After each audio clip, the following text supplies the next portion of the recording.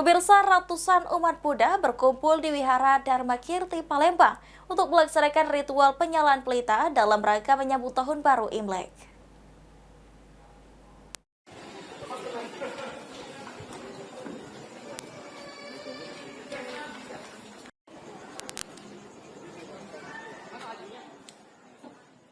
Menyambut Tahun Baru Imlek 2025, ratusan umat Buddha berkumpul di Wihara Dharma Kirti untuk melaksanakan ritual penyalaan pelita. Ritual tersebut dipimpin oleh Biksu Badramurti Stavira selaku Dewan Pembina Yayasan Buddha Kirti.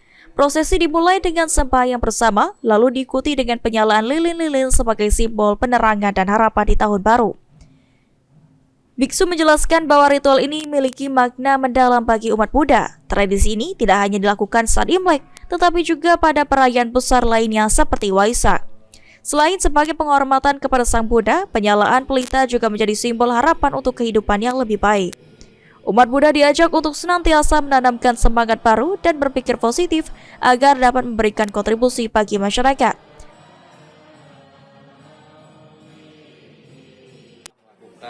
Persembahyangan untuk melakukan penyalaan pelita atau kita blessing lampion.